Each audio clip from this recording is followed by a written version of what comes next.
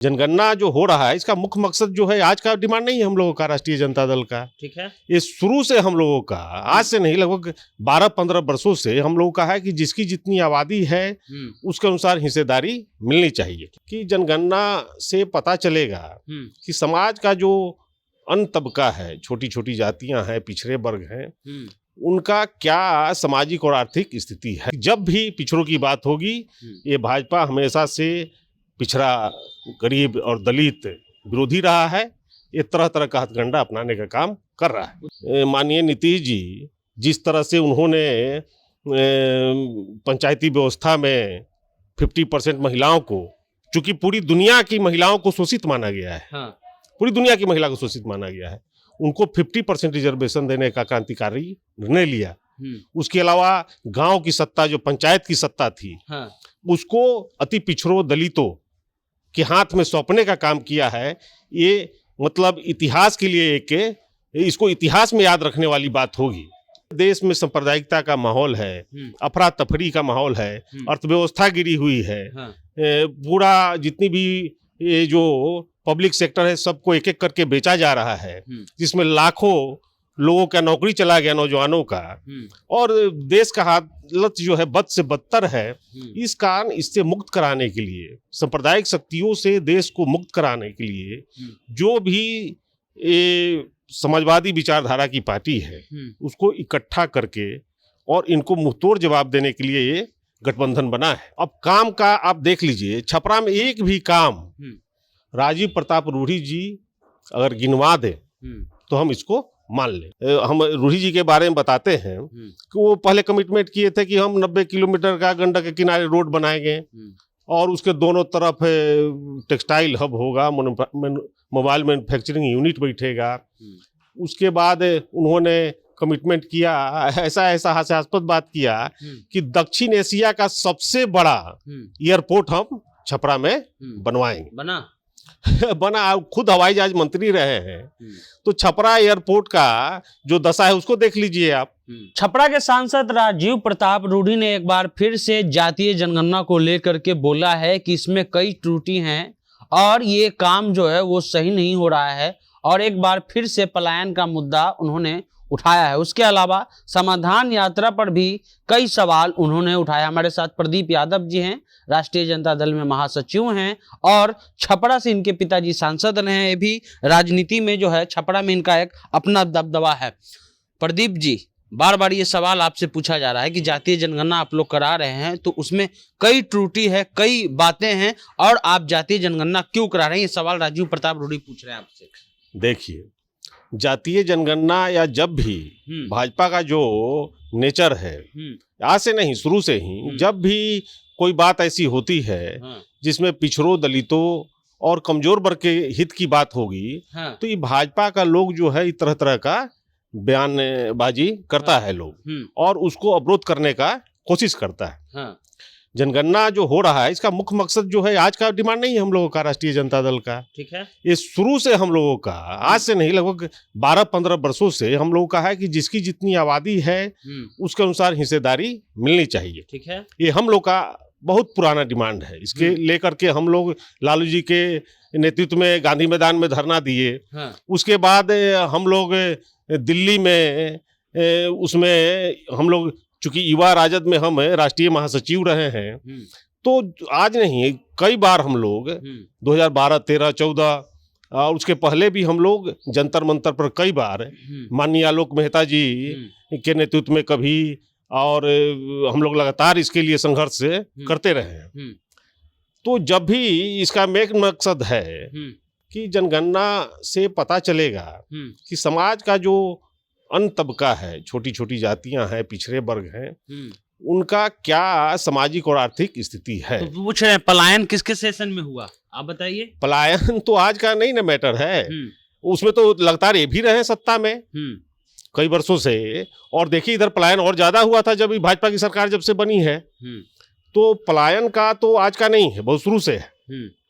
अभी मुख्य मकसद है इनका जो नेचर है कि जब भी पिछड़ों की बात होगी, आपको याद होगा कि जब बीपी सिंह मंडल कमीशन प्रधानमंत्री थे और उन्होंने पिछड़ों की को जो है सरकारी नौकरी में उनकी संख्या कम थी, उनको सरकारी नौकरी में जब आरक्षण देने का काम किया तो यही भाजपा के लोग उस समय राम मंदिर के नाम पर सरकार को बाधित किया इन लोगों ने कि जब भी पिछड़ों की बात होगी ये भाजपा हमेशा से पिछड़ा, गरीब और दलित विरोधी रहा है। ये तरह तरह का हथकंडा अपनाने का काम कर रहा है। वो तो पूछ रहे हैं कि समाधान यात्रा में क्या है, आखिर कोई काम नहीं हुआ इसलिए तो समाधान निकाला जा रहा है। समाधान यात्रा ये तो हर साल माननीय नीतीश जी जाते हैं कि जो भी योजना बनी है उसका ग्राउंड पर क्या है इसका आकलन करने का ये माध्यम है एक। और माननीय नीतीश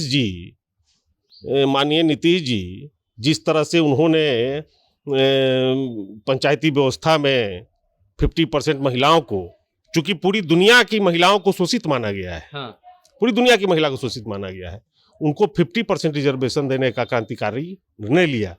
उसके अलावा गांव की सत्ता, जो पंचायत की सत्ता थी, उसको अति पिछड़ों दलितों के हाथ में सौंपने का काम किया है। ये मतलब इतिहास के लिए इसको इतिहास में याद रखने वाली बात होगी।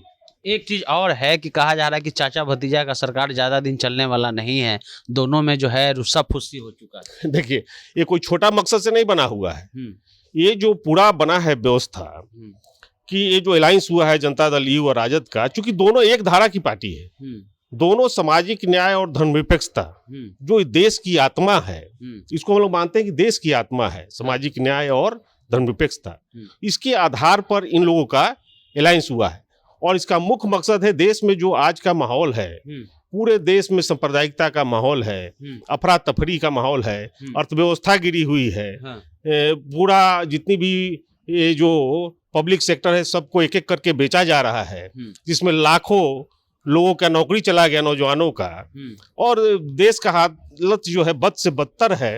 इस कारण इससे मुक्त कराने के लिए, सांप्रदायिक शक्तियों से देश को मुक्त कराने के लिए जो भी ये समाजवादी विचारधारा की पार्टी है उसको इकट्ठा करके और इनको मुंहतोड़ जवाब देने के लिए ये गठबंधन बना है। एक सवाल होता है सर कि राजू प्रताप रूडी पे आप सवाल उठा रहे हैं कि पिछला इंटरव्यू भी हम आपका किया तो आपने कहा कि क्या काम किया है, तो ये सवाल तो आप पे भी होगा, आपके भी पिताजी 2 बार सांसद है, आपने क्या काम किया बताइए हमको। देखिए राजीव प्रताप रूडी जो है वो दिखावा करने में ज्यादा विश्वास रखते हैं। कुल मिला के 90 से अगर हम देखें अभी तक तो वो 4 टर्म में सांसद वहां से छपरा से हुए और लगभग 4 टर्म में जिसमें 2 टर्म लालू जी रहे और 2 टर्म हमारे पिताजी रहे, कुछ समय के लिए हीरा बाबू रहे। लगभग इस 90 से लेके 30 सालों में 15 साल वो रहे हैं, लगभग 15 साल लालू जी और उनके समर्थक, जिसमें 2 बार हमारे पिताजी भी रहे। अब काम का आप देख लीजिए, छपरा में एक भी काम राजीव प्रताप रूडी जी अगर गिनवा दे तो हम इसको मान ले, कोई एक सिंगल काम अपना काम गिनवाइए ना, क्या किया। और इस 15 सालों में आप देखिए, हम रूडी जी के बारे में बताते हैं कि वो पहले कमिटमेंट किए थे कि हम 90 किलोमीटर का गंडक के किनारे रोड बनाएंगे और उसके दोनों तरफ टेक्सटाइल हब होगा, मोबाइल मैन्युफैक्चरिंग यूनिट बैठेगा। उसके बाद उन्होंने कमिटमेंट किया, ऐसा हास्यास्पद बात किया कि दक्षिण एशिया का सबसे बड़ा एयरपोर्ट हम छपरा में बनवाएंगे। बना खुद हवाई जहाज मंत्री रहे हैं, तो छपरा एयरपोर्ट का जो दशा है उसको देख लीजिए आप। और उसके बाद आप देख लीजिए NH-19, ये सड़क जो है पिछले 10 सालों से 15-12 सालों से लोग परेशान हैं, लेकिन अभी तक वहां उस रोड को बनाने में भी ये कामयाब नहीं हो पाए। अपना काम बताइए। और देखिए अब जहां तक हम लोग का सवाल है, हमारे पिताजी थे जब पार्लियामेंट में, तो आपको याद होगा ये दीघा का रेलवे पुल जो बना है, उस समय सीके जाफर शरीफ रेल मंत्री थे और नरसिम्हा राव जी की सरकार थी। मेरे पिताजी के प्रयास से वो रेलवे, वो जो पुल है वो बजट में आया, गजट में आया सीके जाफर शरीफ के द्वारा। जिसमें जो पुल बना, बाद में चल करके जब लालू जी रेल मंत्री बने तो उसको सड़क पुल भी बनाने का काम किए। दूसरा आप देवती है, वहाँ देवती परसा में पड़ता है, वहाँ जब सीताराम केसरी, माननीय सीताराम केसरी जी मानव संसाधन विकास मंत्री थे केंद्र में, नरसिम्हा राव जी की सरकार थी, उस समय वहाँ नवोदय विद्यालय वहाँ उनके माध्यम से ले आने का काम हमारे पिताजी के द्वारा किया गया। और वहाँ समझ लीजिए कि वहाँ चूंकि एरिया बहुत गड्ढा था, तो वहाँ अपने सांसद फंड से पहले उसको भरवाए, तब जाकर के वहाँ वो बड़ा नवोदय विद्यालय बनने का काम हुआ।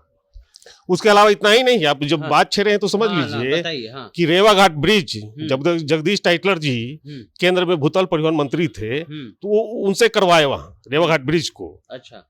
और आपको सोनपुर में जो है नई बिल्डिंग जो केंद्रीय विद्यालय की बनी, वो सीताराम केसरी जी से ही 7 करोड़ रुपया ले आके बनवाने का काम किया, और रेलवे से जमीन भी दिलवाए वहाँ। ऐसा बहुत सारा काम। लालू जी बने तो Lalu JP university, engineering college, और उसके बाद जब रेल मंत्री बने तो 2 कारखाना खोलने का काम किया। और नीतीश जी के द्वारा ये आपको छपरा आरा का ब्रिज बना। नीतीश जी विकास यात्रा के दौरान हमारे यहाँ गए थे, हमारे गांव गए थे, हमारे यहाँ खाना भी खाए थे। उसी दिन ये बात की चर्चा हुई और हमारे पिताजी के द्वारा डिमांड रखा गया था कि चूंकि आरा और छपरा का भाषा और संस्कृति एक है, लेकिन चूंकि लंबा दूरी होने के कारण यहाँ आपस में रिलेशन नहीं हो पाता है। उस डिमांड को माननीय नीतीश जी माने और वो कहे उस दिन कि हम आज यहाँ घोषणा किए कि आज से 3 महीना के बाद हम इसका शिलान्यास नहीं करेंगे, सीधा कार्यारंभ करेंगे। और 3 महीना के अंदर उन्होंने जाकर के कार्यारंभ किया, जो आज छपरा आरा का ब्रिज बना है। तो इतनी सारी चीज है जो छपरा का मतलब एक पहचान बना है। छपरा का जो आपको केंद्रीय विद्यालय, नवोदय विद्यालय और सारी पुल पुलिया, उसके बाद 2 कारखाना, इसे छपरा का एक पहचान बना है। कोई एक चीज भी राजीव प्रताप रूढ़ी जी बता दें कि कोई एक चीज भी जो दिखता हो छपरा के विकास में, जिसका कोई स्थान हो, तो एक चीज भी नहीं बता सकते। चलिए, तो प्रदीप यादव हैं। हाँ। अभी तक का जितना भी सांसद हुए हैं, चाहे रामशेखर बाबू हुए, राम बहादुर बाबू वहां से हुए सांसद, हीरा बाबू हुए, लाल बाबू राय जी हुए, लालू जी हुए, इतना नकारा सांसद आज तक छपरा को नहीं मिला।